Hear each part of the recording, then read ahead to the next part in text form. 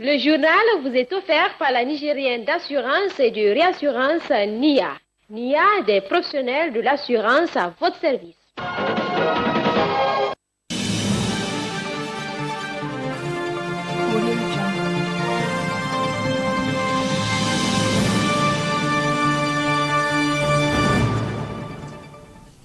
Bonsoir à toutes et à tous, bienvenue dans cette grande session d'information. La Cour constitutionnelle a rendu public un arrêt suite à une requête du Premier ministre sur l'enrôlement biométrique des Nigériens de la diaspora. La teneur avec Kader Idimama.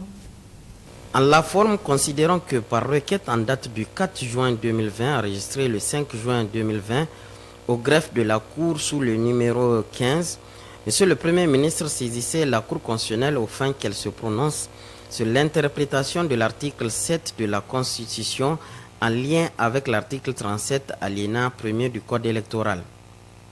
Considérant qu'au terme de l'article 120 de la Constitution, la Cour constitutionnelle est la juridiction compétente en matière constitutionnelle et électorale, elle est chargée de statuer sur la constitutionnalité des lois, des ordonnances ainsi que de la conformité des traités et accords internationaux à la Constitution. Elle interprète également les dispositions de la Constitution, elle contrôle la régularité, la transparence et la sincérité du référendum, des élections présidentielles et législatives. Elle est juge de contentieux électoral et proclame les résultats définitifs des élections. Considérant que l'article 126 de la Constitution dispose la Cour constitutionnelle se prononce par arrêt sur la constitutionnalité des lois, le règlement intérieur de l'Assemblée nationale avant sa mise en application et ses modifications, les conflits d'attribution entre les institutions de l'État. La Cour constitutionnelle est compétente pour statuer sur toute question d'interprétation et d'application de la Constitution. Considérant que le Premier ministre fait partie des autorités publiques habilité à saisir la Cour constitutionnelle, considérant que la requête est introduite par le Premier ministre, qu'au regard de ces dispositions, la requête est recevable et la Cour compétente pour statuer. Au fond, considérant que le Premier ministre a saisi la Cour aux fins d'interprétation de l'article 7 de la Constitution en lien avec l'article 37 alinéa 1er du Code électoral, considérant que le requérant sollicite de la Cour qu'elle se prononce sur la question de savoir si la situation actuelle, c'est-à-dire la fermeture des frontières nigériennes, aériennes et terrestres, suspension des missions à l'extérieur et fermeture des frontières des pays retenus, résultant des contraintes liées à la pandémie du Covid-19, constitue un cas de force majeure qui oblige à suspendre les opérations d'enrôlement, plus particulièrement de la diaspora. Le point de savoir si cette situation de blocage entraînant un retard dans le recensement des citoyens de la diaspora pourrait constituer un cas de force majeure susceptible de justifier une dérogation à la loi sur le code électoral concernant le fichier électoral national biométrique. La conformité à la constitution d'un fichier électoral établi sans les électeurs de la diaspora dans les conditions ci-dessus. Enfin, si la Cour constate que cette situation est constitutive d'un cas de force majeure, donner acte à la CENI qu'elle s'engage à reprendre les activités d'enrôlement des citoyens de la 9e région dès que les circonstances le permettront et en temps utile. Reçoit la requête de Monsieur le Premier ministre dit que le Covid-19 est un cas de force majeure qui justifie la suspension de l'enrôlement des Nigériens de la diaspora au fichier électoral national biométrique. Une dérogation temporaire à la mise en œuvre de l'article 37 alinéa 1er du Code électoral relativement au fichier électoral national biométrique en ce qui concerne l'enrôlement des Nigériens de la diaspora n'est pas contraire à la Constitution. Le fichier électoral national biométrique, même en l'absence des listes des ambassades et ou des consulats, demeure valide. Il ne revient pas à la Cour de donner à la CENI de son engagement de reprise des activités d'enrôlement des électeurs qui relèvent de sa mission conformément au texte en vigueur. Dit que le présent arrêt sera notifié au requérant et publié au journal officiel de la République du Niger. Le président du Conseil supérieur de la communication, Dr Kabir Sani, a procédé ce matin à l'ouverture officielle des travaux de la session ordinaire du mois de juin 2020 de la dite institution. Plusieurs points sont inscrits à l'ordre du jour de cette session qui a enregistré la présence effective des conseillers. D'autres précisions dans ce compte-rendu de Hervé Alalé et Soumaël Moumouni. Examen et adoption du procès verbal de la session de mai 2020. Information sur le CSC. Examen et adoption du projet de délibération modifiant et complétant la délibération numéro 001/CSC du 23 mai 2018 portant règlement intérieur du Conseil supérieur de la communication. Examen et adoption des travaux des commissions d'instruction et questions diverses. Tels sont les points inscrits à l'ordre du jour de cette session. S'agissant du projet de délibération modifiant et complétant la délibération numéro 001/CSC du 23 mai 2018 portant règlement intérieur du Conseil supérieur de la communication et conformément à l'article 18 nouveau de la loi numéro 2018-31 du 16 mai 2018 portant composition, attribution, organisation et fonctionnement du Conseil supérieur de la communication dispose. En cas de manquement aux obligations qui s'imposent aux organes de presse publics et privés et aux moyens de communication en général, le président ou le bureau du Conseil supérieur de la communication peut, selon la gravité du manquement, sans préjudice des sanctions prévues aux articles 17, 19, 20 et 21 de la présente loi, prendre l'une des mesures conservatoires suivantes.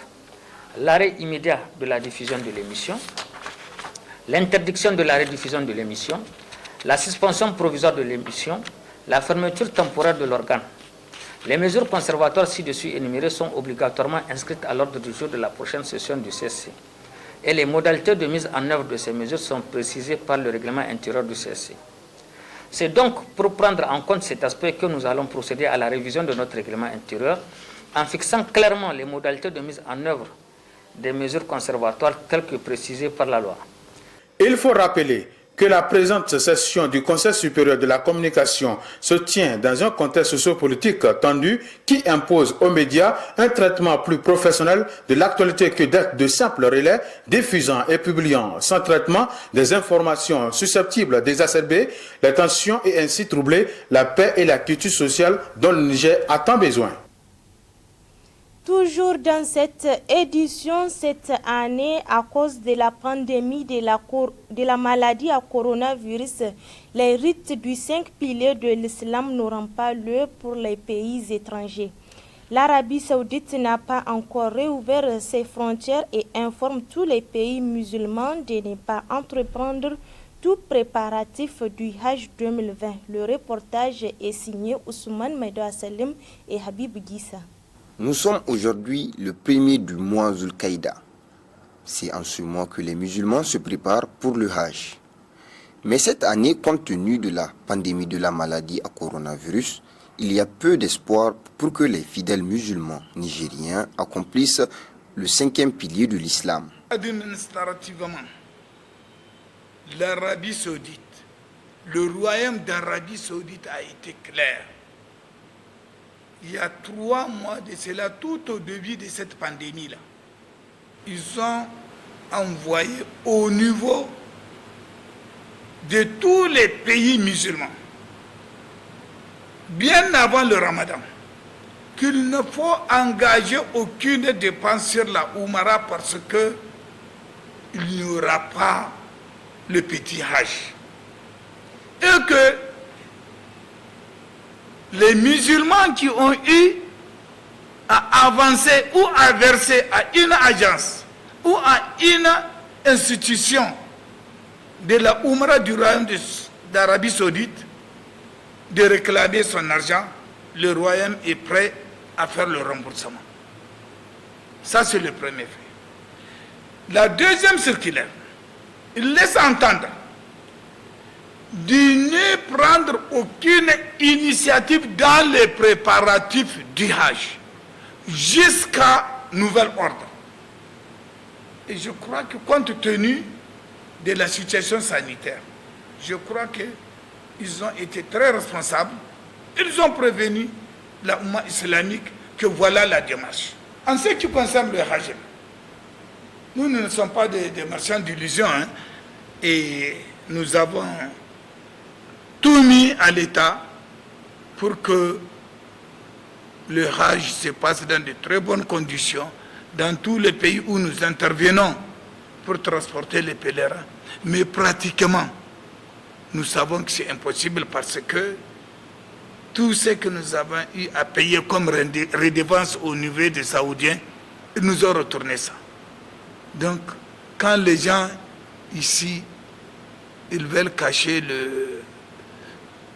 la vérité pour dire que non, on peut laisser quelqu'un spécialement organiser le Hajj. Non, c'est pas, quelqu'un n'organise pas officiellement le Hajj. L'Arabie Saoudite, le royaume d'Arabie Saoudite, n'écrit pas à un individu, à une personne, pour dire viens préparer le Hajj. Non, non. Ça se traite d'État en État. Et l'État nigérien a été très responsable. Il a respecté les deux notes du royaume d'Arabie Saoudite. Pour le député, il faut être réaliste car la pandémie de la maladie à coronavirus est toujours présente en Arabie Saoudite. Or, il appartient à l'État nigérien de la sécurisation de ses citoyens. Par conséquent, la participation du Niger au Hajj 2020 ne sera pas effective. Plus que 20 jours pour les grandes vacances scolaires. En effet, 45 jours avaient été donnés aux établissements scolaires pour finir les programmes d'ici le 15 juillet. Une de nos équipes s'est intéressée au taux d'exécution des programmes depuis la reprise des cours le 1er juin dernier. Le constat de Aïchatou Ibrahim et Munkel Tijani. Mun san waga annoba ta coronavirus ta sa mutane cikin daddar, amma hadda haka nan gwamnati ya ga ya kamata a koma lakwal, kuma da aka koma lakwal yau da mu da ɗalibai mu mushishika da mu magabatan lakwal muna murna wannan mun san waga annoba ta coronavirus. La compagnie Arène Théâtre accompagne les femmes et mineurs détenus de la maison d'arrêt du Niamey en leur donnant la possibilité de passer leur temps de détention par l'apprentissage des activités génératrices de revenus, ce qui permettra leur réinsertion sociale après la sortie de prison. Au total, 30 détenus ont bénéficié de cette formation dans divers domaines. Et notre présence elle est très significative selon moi parce que c'est pour apporter un soutien psychosocial mais aussi un soutien pour accompagner les jeunes filles et les femmes de la prison de Saï, Niamey et Kolo sur leur insertion, mais aussi pour contribuer au renforcement de leurs capacités à travers des ateliers de formation en batik, en théâtre, en art plastique et aussi en couture. L'initiative de Arène Théâtre relève de certaines dispositions de la loi portant organisation et fonctionnement du régime pénitentiaire au Niger et cadre avec la politique du ministère de tutelle dans son volet programme de réinsertion des détenus, a souligné le régisseur de la prison civile de Niamey. Ce programme auquel vous faites allusion, effectivement,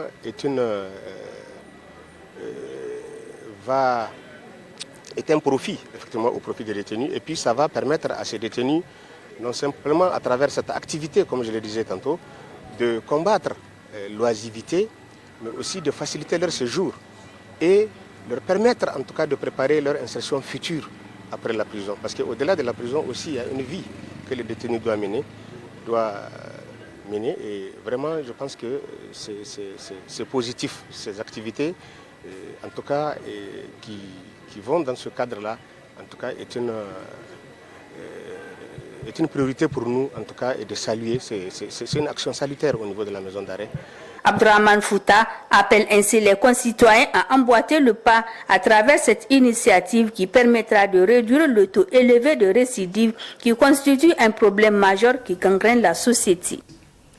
Vous venez donc de suivre le commentaire de Fatih Zakari sur le lancement officiel des activités de la compagnie Arène Théâtre à travers son initiative au-delà de la prison de la maison d'arrêt de Niamey.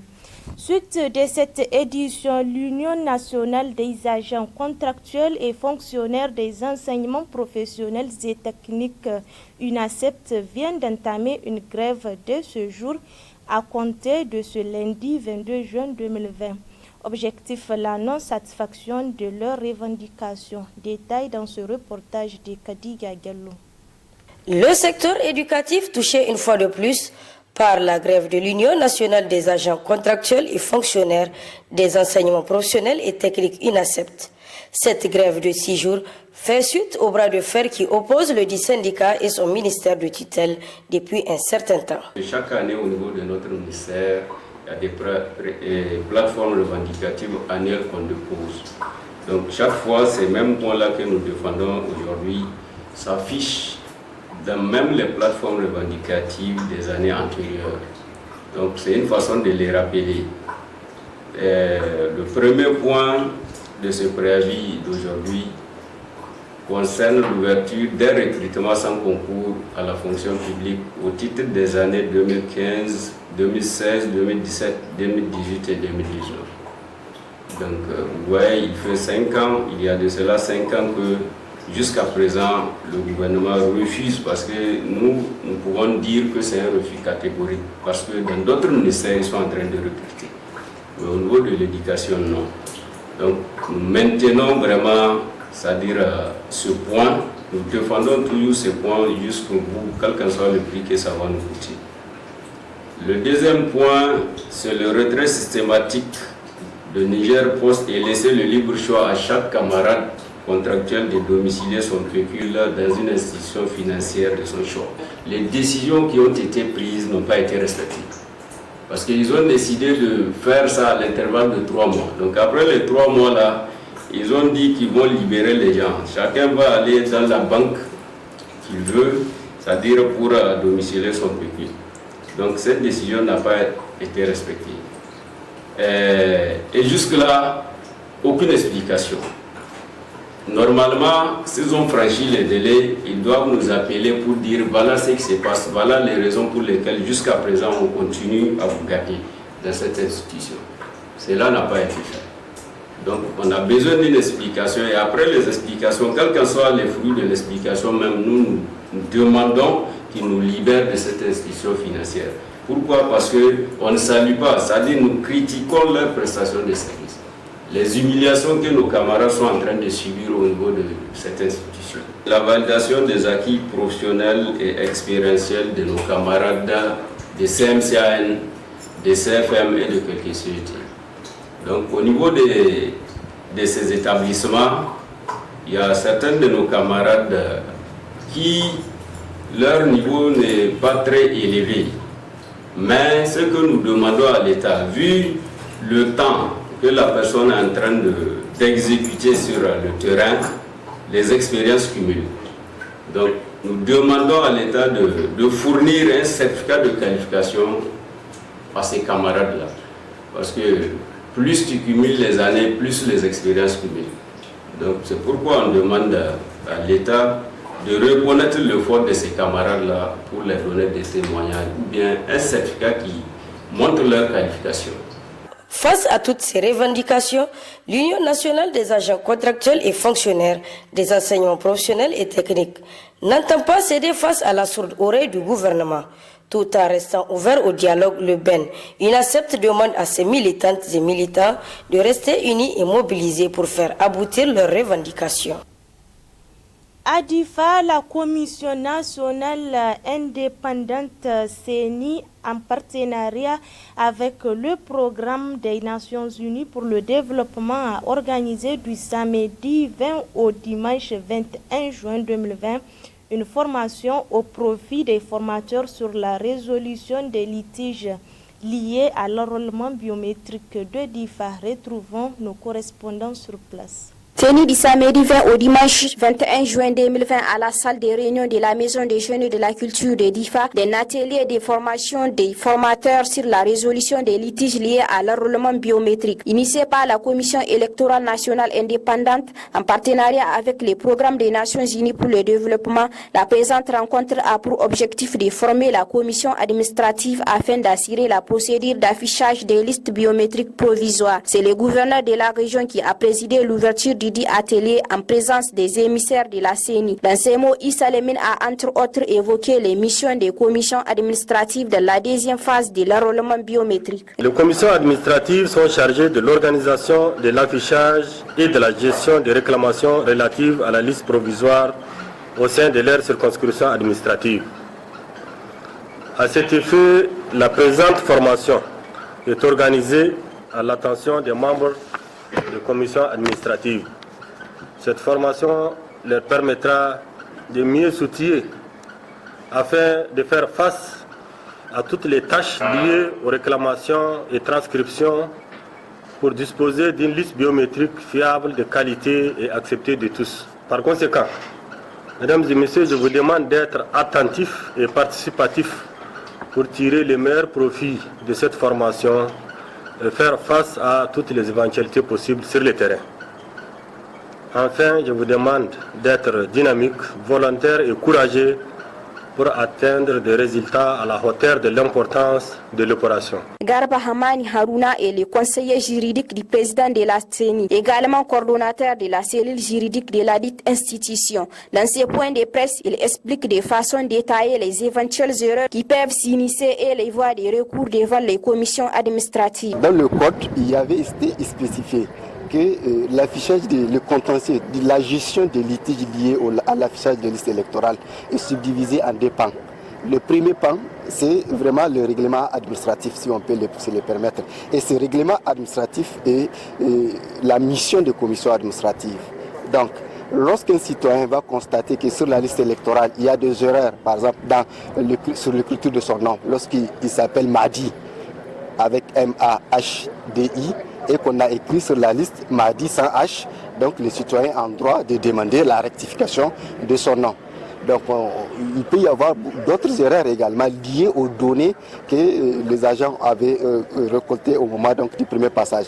Donc à partir de cet instant, ils sont en droit de demander des rectifications. Donc ça, on parle de demande à rectification.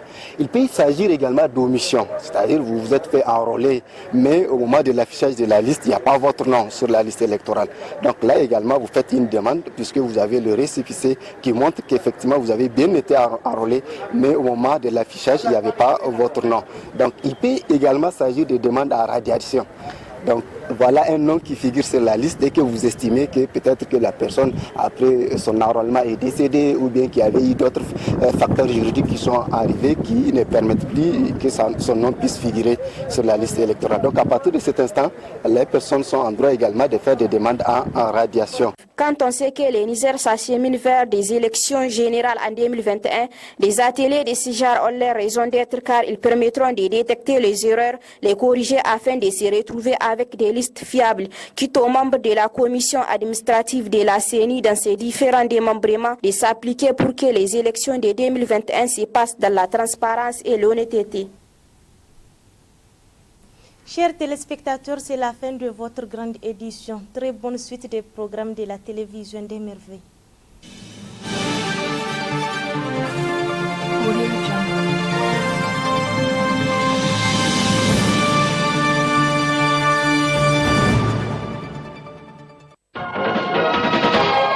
Le journal vous est offert par la Nigérienne d'assurance et de réassurance NIA.